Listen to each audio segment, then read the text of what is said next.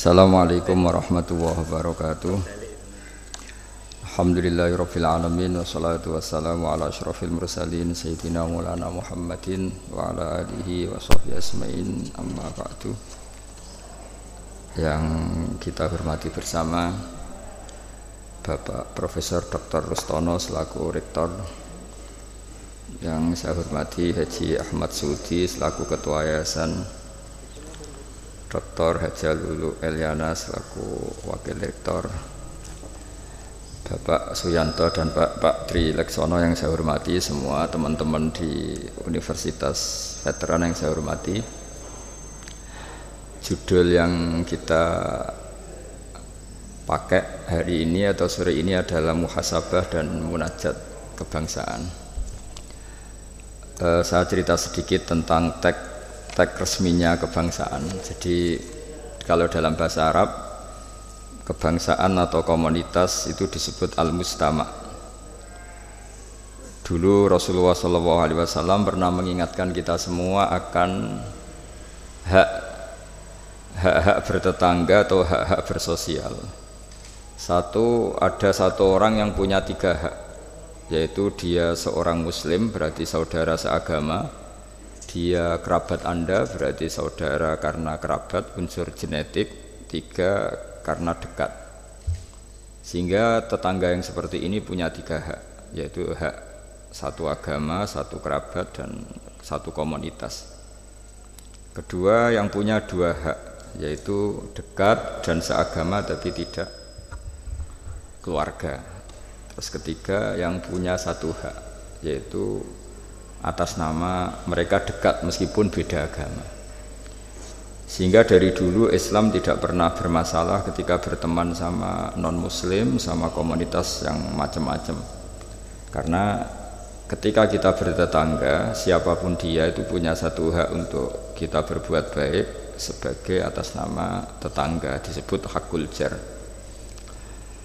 Lalu lama-lama ada komunitas yang bernama negara, baik bersistem republik maupun bersistem kerajaan atau dengan sistem-sistem yang lain, yang mengharuskan kita bersosialisasi secara baik. Nah, lalu yang jadi ciri khas pesantren, ciri khas khazanah ulama adalah berbuat baik sama orang lain itu gampang. Gampangnya itu dimulai bahwa dengan berbuat baik itu kita dapat pahala. Kedua, dengan cara tawadhu. Tawadhu itu tidak merasa benar sendiri, tidak merasa superior sendiri, tidak merasa paling top sendiri. Ada beberapa paradok yang mungkin menjadi pelajaran kita. Mungkin di antara kita ada yang doktor, ada yang profesor, ada yang kiai alim, ada yang macam-macam pengusaha top. Tapi seringnya orang tuanya itu kadang-kadang itu tidak tamat SD, tidak tamat SMP itu. Jadi orang nggak tamat SMP bisa mengkader atau menciptakan orang sampai doktor. Kadang-kadang kita yang doktor menjadikan anak naik kelas saja susah. Pertanyaannya yang pinter itu siapa gitu. Jadi orang awam bisa menjadikan anaknya alim, doktor, kiai. Tapi setelah kita doktor, karena mungkin hidup kita mapan atau jabatan kita mentereng, itu didik anak itu susahnya bukan main. Sehingga di sini orang harus berlatih kearifan. Dulu mungkin ketika kita kecil, karena dengan segala keterbatasan keluarga kita, juga komunitas kita, atau zaman kita itu yang menggerakkan kehidupan itu kearifan. Sehingga orang itu bawaannya sudah bijak, mengalami apa saja bijak. Misalnya nggak punya uang ya tetap punya harapan. Tapi kalau sekarang nggak, belum sudah ditabungkan, diasuransikan, sehingga orang itu kepercayaannya sama materi itu luar biasa, bergantung sama materi. Dan itu awal dari masalah ketika yang diangan-angan itu tidak ada, karena terlalu bergantung sama materi. Sehingga kita yang nekuni dunia ulama, nekuni dunia fikih, kita terus belajar bahwa orang-orang top itu dilahirkan dari kearifan, bukan dari hal yang bersifat materi. Kearifan ini penting. Saya beri contoh. Dulu ada orang itu kholi itu dalam bahasa Arab artinya preman. Itu dia preman sekali. Ketika Nabi Isa jalan-jalan dengan Hawariyin, kaum pilihan, bawaannya orang soleh itu mulai dulu itu menarik. meskipun bagi orang yang tidak soleh. Jadi saya ulang lagi, bawaannya orang soleh itu auranya menarik meskipun bagi yang tidak soleh. Singkat cerita, preman ini spontan ingin bergabung nderekno Nabi Isa dan Hawariyin ini. Tapi apa yang terjadi, si Hawari ini, pendereknya Nabi Isa itu mempercepat jalannya karena beliau nggak mau sejajar dengan preman tadi. Si preman melambatkan jalannya karena nggak ingin setara atau segaris dengan yang Hawari, karena merasa tidak soleh. Masa orang tidak soleh kok jalan bersama orang soleh, itu merasa nggak pantas. Lah yang Hawariyin merasa ingin cepat karena angkuhnya, nggak ingin jejer orang preman. Saat itu juga Allah memberi wahyu kepada Nabi Isa, wahai Isa, bilang ke santri kamu itu yang orang Hawariyin, semua kebaikannya saya hapus, dan bilang sama yang preman itu semua keburukannya tak hapus. Yang satu dihapus kebaikannya karena angkuh, yang satu dihapus kejelekannya karena tawadhu. Kata Allah, liyasta'nifa al-amalah, dua-duanya harus mulai dari nol untuk menjadi orang baik. Yang satu kehilangan semua kebaikannya, yang satu kehilangan semua keburukannya. Sehingga dari cerita-cerita kitab seperti ini di kitab Ihya, saya menyaksikan sendiri guru saya Kiai Haji Maimun Zubair, bapak saya, mulai cerita orang-orang soleh dulu. Itu bertetangga dengan siapapun nggak masalah. Karena ada orang yang sedang fasik, sedang preman, sedang itu dibahasakan sedang itu nggak ada jaminan kalau berakhir dengan seperti itu. Jadi bagian dari kearifan kiai-kiai berbangsa dan bernegara karena tidak pernah menstigmasi bahwa orang lain itu lebih buruk ketimbang kita. Sehingga ya kita nyaman saja, nyaman berteman siapa saja karena kita tidak pernah punya perasaan lebih baik. Nah, di sini kenapa para kiai itu fleksibel berteman berbagai kelompok, karena tidak pernah merasa lebih baik. Atau dalam bahasa terkenalnya disebut tawadhu. Jadi ketika orang merasa lebih baik, maka akan ada keangkuhan ini melahirkan sentimen ini lama-lama menjadikan sosial yang nggak sehat, bisa chaos. Nah, dari pelajaran itu akhirnya kita cara bernegara, kita cara bersosialisasi itu ya nyaman-nyaman saja.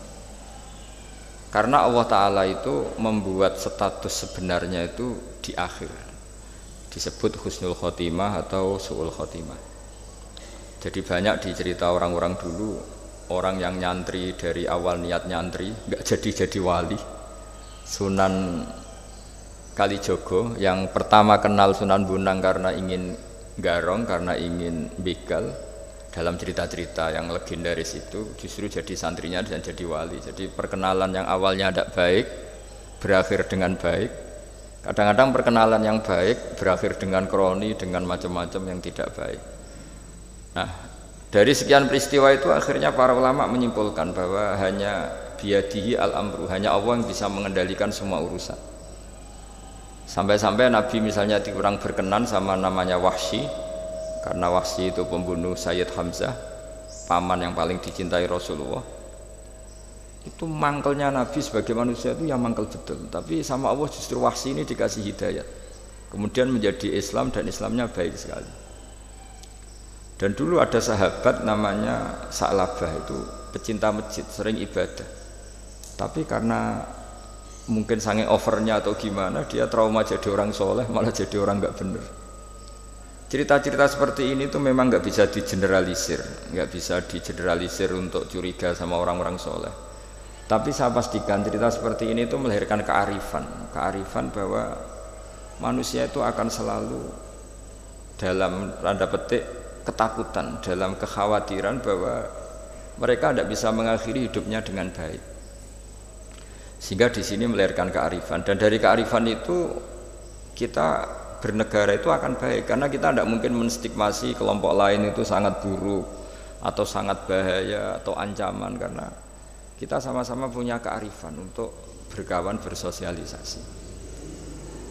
Dalam kitab-kitab yang saya baca, ini karena acara kampus, muhasabah yang sebenarnya itu ya dimulai dari hal-hal seperti ini. Saya sering baca kitab namanya kitab Al-Hikam. Itu beri satu pemikiran besar bahwa yang kita kira baik itu ya orang lain itu. Jadi kiai-kiai kecil itu kan lakunya itu ya di acara-acara kecil itu. Ya kalau kiai besarnya datang pasti ini enggak keduman itu. Jadi acara manakipan kok kiai besar datang, wong jadi lakon itu pendak ada acara gitu saja kok yang besar datang pasti jadi tidak laku itu. Ada acara seminar di SMP kok yang datang rektor Unifek itu kan terus enggak payu yang narasumber kecil-kecil itu. Jadi dibalik datang yang niatnya merakyat justru menutup atau memahjubkan orang-orang yang harusnya jadi aktor di situ. Itu kan ibarat kita bikin toko besar di daerah-daerah tertinggal, niatnya baik supaya daerah itu maju, kebutuhannya terpenuhi. Tapi ini yang retail-retail kecil menjadi terancam. Nah, di sini terus ada kearifan dalam kitab hikam yang dijelaskan itu. Manusia itu siapa? Manusia itu orang yang saat baik saja itu ada jeleknya, apalagi saat jelek. Dulu bapak saya sering guyon itu, kalau ada imam masjid istiqomah jadi imam terus. Sampai tua jadi imam tuh kan seringnya dipuji istiqomah ini. Tapi kata bapak saya itu ya gara-gara dia ini istiqomah itu tidak ada kader sampai orang lain frustrasi jadi imam itu. Jadi di balik istiqomahnya ini sebetulnya memahjubkan sekian kader imam gitu. Karena terus orang lain jadi imam nggak berani itu dan akhirnya nggak ada kaderisasi. Tapi misalnya dia pelin-pelan juga tidak baik. Masa imam kok pelin-pelan kadang hadir kadang enggak. Orang yang terlalu mencintai istri juga gitu. Kalau terlalu harmonis pasti ibunya terancam, saudara-saudara keluarganya terancam, sehingga hubungan sosialnya dengan keluarganya kurang baik. Begitu juga dengan teman-temannya. Tapi kalau agama menyarankan dengan istri yang mesra juga keliru, masa menyarankan begitu. Tapi kalau terlalu mesra pasti hak-haknya yang lain terganggu. Nah ini yang disebut muhasabah. Muhasabah itu kata kitab hikam, kita harus mengevaluasi bahkan dalam hal-hal yang tadi, yang baik. Termasuk dalam kitab itu dijelaskan bahkan minta surga saja atau minta neraka itu ya kadang-kadang kurang baik. Bukan karena mintanya yang kurang baik begini. Orang soleh, ini cerita orang soleh. Nanti orang-orang yang soleh itu kalau ketemu Allah itu masih digojlok lah, masih agak-agak disalahkan gitu. Kenapa kamu ibadah terus itu? Gusti karena saya ingin masuk surga gitu. Yang satu ditanya, kenapa kamu ibadah serius? Karena saya takut masuk neraka gitu. Akhirnya Allah ngendikan masyhur itu dalam hadis, laulam akhluk jannatan wala naron alam akun ahlan an uto'a. Lalu andaikan saya tidak bikin surga atau neraka, lalu kamu tidak nyembah saya. Berarti kamu nyembah saya karena saya bikin surga, saya bikin neraka. Andaikan saya tidak bikin surga atau bikin neraka, berarti kamu tidak nyembah saya. Kaget orang soleh ini. Padahal Allah selalu Tuhan meskipun tidak bikin surga dan tidak bikin neraka. Tapi orang bisa baik itu karena dimotivasi ada surga dan neraka. Tapi andaikan kita menyembah Allah karena surga karena neraka, problemnya lalu kalau Allah tidak bikin surga apa neraka, apa kita terus tidak baik, tidak menyembah Allah. Sehingga kalau di Quran itu ada fattakun nar, tapi ada fattakun ya ulil albab. Takutlah kepada saya kalau kamu punya akal. Jadi takutnya bukan kepada tidak masuk surga atau takut masuk neraka, tapi takutnya pada Allah Subhanahu wa ta'ala. Begitu juga hubungan kita dengan istri. Tidak muji istri itu gimana? Kita misalnya ditanya, kenapa kamu mencintai istri kamu? Karena dia cantik, karena dia baik. Sebenarnya kalimat itu bahaya. Bahayanya adalah berarti suatu saat Mas aku nak serayu kira seneng aku. Tapi kebetulan rata-rata istri ini diomongin gitu tuh bangga karena dipuji cantik. Padahal sebenarnya ini masalah. Kalau mencintai karena cantik, suatu saat pasti tidak cantik. Artinya apa? Apapun pilihan kata kita sebenarnya ada banyak masalah. Karena tadi menurut kitab hikam, manusia itu siapa? Orang yang saat baik saja itu ada jeleknya. Kalau kamu mencintai seseorang karena dia baik, berarti suatu saat kalau tidak baik kamu tidak cinta. Bukan karena kemanusiaan. Kalau kamu menyembah Allah karena surga, andaikan Allah tidak bikin surga, berarti kamu tidak menyembah Allah. Padahal enggak, kita menyembah Allah meskipun andaikan Allah tidak bikin surga, tidak bikin apa? Neraka. Nah, evaluasi-evaluasi seperti ini itu dibutuhkan muhasabah, karena kita bernegara sampai sebaik ini itu barokahnya ilmu, barokahnya tawadhu. Tawadhu itu tidak pernah menvonis bahwa kelompok lain atau orang lain itu lebih baik ketimbang kita. Saya punya contoh, saya punya santri banyaklah cerita-cerita seperti ini yang tidak pati alim itu. Barokahnya ndak alim itu hidup di daerah-daerah tertinggal. Begitu juga di kampus lah, gara-gara dia tidak kumplot mungkin atau mahasiswa biasa mungkin hidup di daerah-daerah tertinggal. Barokahnya apa? Karena hidup di daerah tertinggal, semuanya dia itu pionir, heroik, bikin masjid sendiri, nyari-nyari tanah sendiri. Ya sudah, akhirnya dia pendiri masjid. Begitu juga anak-anak mahasiswa yang di kampung-kampung tertinggal, mungkin dia mengadakan pipanisasi dari gunung atau apalah, bantu masyarakat, yang semuanya dia serba pionir. Tapi kita yang mungkin elit, beberapa santri yang pinter mungkin karena juara tahfidz atau juara apa, terus diumrohkan ke Mekah, terus kalau ngaji di masjid mungkin jadi disangoni pakai uang kas masjid. Begitu juga kalau kita kumplot mungkin beasiswa dapat dari negara, kita kuliah di Jerman, di Amerika. Nah nanti pertanyaannya ketika di akhirat itu bejo yang santri yang nggak pinter tadi, karena dia statusnya itu pendiri masjid, mengadakan masjid dari tidak ada menjadi ada. Sementara kita yang terhormat kadang-kadang hisabnya berat. Kamu ini kiai kok dapat salam template dari uang masjid. Jadi hubungan kita dengan ibadah itu mendapat, yang santri dapati pinter memberi. Mahasiswa juga gitu, mahasiswa yang kurang pinter itu hubungannya dengan negara memberi. Ada daerah tertinggal yang dia sebagai pemberinya.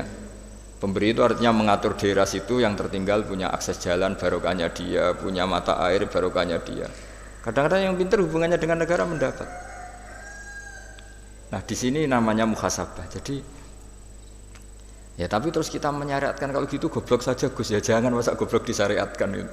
Tapi kalau andekan semuanya pinter tuh ya kacau. Dunia ini ya kacau, karena hubungannya pasti inginnya mendapat, bukan memberi. Nah, barokahnya hal-hal seperti ini, alhamdulillah di Indonesia TV-TV itu juga sering memberi penghormatan kepada orang-orang yang pionir di daerah-daerah tertinggal. Nah ini penting saya utarakan supaya perasaan kita berbangsa dan bernegara itu jaga empati sama yang lain, jaga kehormatan, jaga. Saya sebagai kiai itu ya kadang-kadang itu nangis ya di depan Allah. Orang-orang yang dulu pekerja nyari uang ya, memang ya nyari uang. Tapi barokahnya punya iman sedikit atau mungkin imannya ya biasa saja, kerja di Korea, bikin komunitas masjid. Mahasiswa yang di Jerman, di Amerika juga punya komunitas bikin masjid. Padahal kan di kampungnya itu mungkin orang yang sering ngerasani kiainya. Kadang kurang cocok atau masjidnya kurang gimana. Jadi kalau di daerah yang Islamnya sudah sehat itu agak-agak komplain, perannya buntu saja sudah geger. Tapi dia ketika di daerah nggak ada masjid berikhtiar untuk bikin masjid. Jadi komunitas kesolehan itu kadang-kadang kemapanan kalau terlalu lama itu hanya melahirkan orang ingin komplain. Tapi yang tidak mapan sama sekali malah melahirkan orang itu heroik. Ketika negara ini sehat, mungkin orang malah menuntut negara. Padahal sebelum berbentuk negara, orang semuanya ingin memberikan hartanya, bahkan nyawanya untuk memerdekakan Indonesia. Nah, sehingga pesan saya sama Universitas Veteran bahwa ketika kita mapan pun itu dengan asumsi tidak mapan, sehingga hubungan kita dengan institusi, dengan yayasan, dengan pesantren, dengan yang kita pimpin itu hubungan heroik, bukan hubungan mendapat. Saya termasuk orang yang sering dimintai nasihat-nasihat. Banyak rektor, banyak pejabat, juga banyak kawan kiai. Saya itu terobati itu yaitu semuanya kita, termasuk setelah mapan itu usahakan hubungan itu hubungan heroik. Sehingga inginnya memberi. Nah, di sini disebut wa mimma razaqnahum yunfikun. Orang baik itu siapa? Orang yang hubungannya itu ingin memberi, bukan ingin mendapat. Sehingga Rasulullah berkali-kali ngendikan al-yadul ulya khairun minal yadis sufla. Di mana-mana itu tangan memberi lebih baik dibanding tangan meminta. Nah, sekarang kenapa banyak problem di beberapa negara?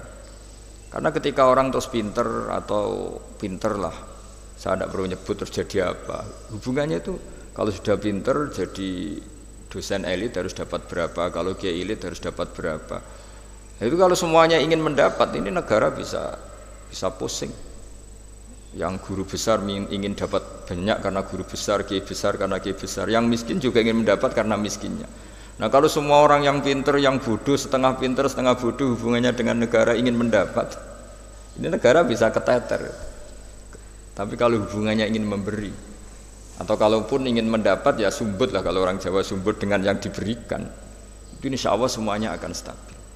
Jadi intinya agama ini menitik beratkan supaya hubungan kita dengan orang lain, dengan negara itu kalau bisa hubungannya itu ingin memberi, bukan ingin mendapat. Tapi kalau semuanya yang miskin merasa berhak mendapat karena miskinnya, yang guru besar karena guru besarnya, kiai besar karena kiai besarnya, semuanya menarik dirinya sendiri, ini akan kacau. Nah dulu zaman pra kemerdekaan atau kalau dalam Islam pra kemenangan, itu semua sahabat, semua saudara kita kalau dalam pra kemerdekaan ya semua orang Indonesia hubungannya sama negara itu inginnya memberi, sehingga negara ini bisa berdiri, bisa merdeka ketika sebelum ada institusi, belum ada tata struktur negara. Sementara negara sesehat apapun kalau hubungan masyarakatnya ingin mendapat itu berat. Nah, di sini heroiknya para leluhur kita bahwa mereka bisa melewati masa-masa sulit karena dengan mental ingin memberi. Ya memberi apa saja, entah pikirannya, entah keuangannya, bahkan kalau dulu nyawanya. Jadi ini yang saya titik beratkan. Sebelum saya tutup, saya ingin cerita ya tentang saya jelaskan. Jadi dulu perasaannya orang, meskipun sesoleh apapun, sebaik apapun, perasaannya itu ada saja salahnya. Sehingga kalau dalam makalah paling terkenal yang didawuhkan Robi Adawiyah itu, wastighfaruna yahtaju ilal istighfar, sudah minta maaf sama Allah saja, sebetulnya dalam minta maaf ini juga butuh istighfar lagi. Karena orang minta maaf itu kadang-kadang ya ingin mendapat yang lebih. Ada orang punya utang gitu, tanggungan sama istrinya karena sering masalah itu. Itu minta maaf itu ya supaya bisa utang lagi. Jadi gayanya minta maaf tapi supaya bisa utang lagi. Mungkin kita kalau punya utang sama orang lain, gayanya minta maaf tapi supaya punya akses utang lagi. Itu namanya minta maaf tapi ada masalah. Nah jangan-jangan istighfar kita sama Allah juga gitu. Istighfar sama Allah tapi minta dimaklumi kalau salah lagi. Nah di sini karena masih ada tercampur mental seperti ini, kata Robi Adawiyah, wastighfaruna yahtaju ila istighfar. Ketika kita istighfar itu masih butuh istighfar yang lain. Nah dalam kebaikan juga gitu. Ketika kita baik jadi orang soleh, ternyata bawaan kita ingin dihormati. Dulu sebelum kita soleh itu ya kalau di majelis di belakang nggak tersinggung, nggak diperlakukan khusus, nggak tersinggung. Tapi setelah kita soleh, setelah kita kiai, setelah kita dosen, setelah kita rektor, kalau nggak duduk di depan tuh kayak nggak diregani gitu. Itu ya termasuk mental-mental yang kurang baik kalau dalam ilmu tasawuf. Justru setelah kita terpelajar, malah permintaannya aneh-aneh. Padahal agama ini hanya mengajarkan wa ma umiru illa liya'budu wa mukhlishina lahuddin. Agama ini hanya mengajarkan kalau ingin jadi orang soleh yang ikhlas. Kalau ingin jadi dosen, ya dosen yang ikhlas. Kalau ingin jadi guru, ya guru yang ikhlas. Karena biaya ndak ikhlas itu mahal sekali. Dan kalau sudah mahal sekali ini negara bisa jebol, sistem sosial bisa jebol. Jadi ini hal-hal yang khas kiai, karena kalau yang kajian kampus saya yakin Pak Rektor, Pak Wakil Rektor dan Pak Ketua Yayasan lebih tahu, anak-anak mahasiswa lebih tahu. Saya kalau ngaji di kampus memang kan cerita khas pesantren karena justru ini saling melengkapi. Saya tidak perlu basa-basi bicara ilmu khas mereka karena mereka lebih tahu. Kalau dalam bahasa Rasulullah SAW, antum a'lamu bi umuri dunyakum. Kamu lebih tahu tentang urusan yang kamu geluti. Tapi kalau urusan akhirat, urusan agama mungkin karena kita yang menekuni itu mungkin kita lebih tahu. Nah, di antara ilmu yang saya utarakan hari ini, sore ini, bahwa orang soleh sendiri itu sebetulnya nanti masih ditanya sama Allah tadi. Kenapa kamu nyembah saya? Karena ingin masuk surga. Kenapa kamu nyembah saya? Takut neraka. Lalu kamu tidak hormat saya, kata Allah, ketika saya tidak bikin surga, tidak bikin neraka. Akhirnya mereka sadar bahwa ibadah itu harus murni karena Allah Subhanahu wa ta'ala, bukan karena takut masuk neraka, juga bukan karena ingin masuk surga. Ya sama seperti kita mencintai anak kita, yaitu sebagai karena anak kita. Jangan karena anak kita ringkeng satu, anak kita kumplot, lalu terus kita membiarkan anak kita saat ada naik kelas. Toh tetap anak kita. Saya mencintai suami saya karena dosen penghasilannya banyak, lalu suatu saat kalau ada masalah di PHK atau ada masalah terus tidak suami kamu. Makanya di sini agama itu sangat menyarankan kesejatian. Jadi dia suami kita, dia anak kita, apapun kondisinya. Nah kira-kira gitulah, ikhlas itu kira-kira seperti itu. Jadi jangan sampai alasan-alasan yang bersifat materialistik itu yang menjadikan kita mencintai istri karena cantik, mencintai suami karena hasilnya besar. Suatu saat kalau itu berubah, kita akan masalah. Di sini agama menyarankan ikhlas, ikhlas, ikhlas. Makanya semua kitab di khazanah kita dimulai bab niat. Bab niat, niat itu begini, begini, begini. Sehingga ada seorang yang tanya, kenapa ahli surga masuk surga selamanya? Padahal amalnya paling banter 80 tahun. Tetapi kenapa ahli neraka akhirnya masuk neraka sampai selamanya? Padahal kalaupun dia bejat hanya 80 tahun. Itu dijawab oleh ulama-ulama. Orang mukmin itu berkomitmen akan iman, andikan hidupnya selama-lamanya, sehingga dibalas dengan masuk surga selama-lamanya. Sementara orang yang fasik, yang berbuat hanya mengumbar nafsu, bayangan dia kalaupun hidup 1000 tahun ya akan begitu terus. Dan dia ketika mati dengan status dia berencana andaikan sehat maksiat terus. Karena punya rencana seperti itu diganjar neraka yang selamanya lama. Maka saya mohon niat ini juga yang harus mengilhami para rektor, para dosen. Andaikan sudah ada jabat pun tetap berkomitmen pada institusinya, pada yayasannya. Jangan kalau jabat serius, kali tidak jabat malah ganggu. Nah, itu nggak boleh. Harus. Saya sendiri juga gitu. Saya populer apa enggak, saya keren apa enggak, saya akan berkomitmen tetap mengkhidmati agama ini. Nah, dengan seperti itu berarti sudah biniyatin solihatin, punya niat yang baik. Saya kira demikian karena memang suasananya masih pandemi, tapi ya tetap terima kasih meskipun lewat virtual, tapi saya mohon sekali komitmen ikhlas ini dan tawadhu ini. Karena bernegara itu, kalau negara mungkin jaganya kan lewat tentara, lewat polisi, lewat institusi, lewat aturan-aturan itu semua orang supaya merasa tertib. Tapi kita sebagai kiai, tertib itu dimulai cara tawaduk tadi, karena kita tidak merasa paling benar sehingga hubungan dengan siapapun kita akan baik. Tapi kalau sudah orang merasa benar sendiri, bahkan saya dengan anak saya itu ya sering takut. Ya karena jangan-jangan benar anak saya. Saya berkali-kali cerita di mana-mana, bapak saya itu kalau ada santri sedang guyon mau manggil itu gak jadi. Padahal beliau ingin memerintahkan untuk urusan apa? Alasannya bahagia itu mahal, sehingga kalau saya jadi manggil ganggu bahagianya santri ini. Saking tawaduknya bapak saya itu, bahagia itu mahal. Jadi kalau saya manggil pas dia bahagia mengganggu. Padahal bapak itu kiainya. Jadi orang dulu kearifannya tawaduk itu sampai dengan santrinya, dengan anaknya, itu tawaduk. Dan ini yang menjadikan kita semua baik-baik saja ya, karena tawadhu tadi. Makanya orang kuno dulu itu kalau nasihati anaknya mau merantau itu mesti yang enggak lupa itu jolali sholat sampai wong sing apik, sing tawadhu, sing ngalah. Ya, saya mohon kearifan-kearifan ini dijaga karena kita bernegara ini sampai merdeka ya barokahnya kearifan leluhur. Kita sudah menikmati kemerdekaan sedemikian rupa itu. Kenapa bangsa ini bisa lolos dari penjajahan? Karena orang-orang luhur dulu itu nasihatnya tunggal tadi. Kita patriotik, kita heroik, hubungan dengan negara memberi, sehingga terus bisa merdeka. Coba kalau dulu sudah latihan merdeka, hubungannya mendapat, geger rebutan aset, rebutan apa saja bisa habis kita sebagai bangsa. Saya kira demikian. Wassalamualaikum warahmatullahi wabarakatuh.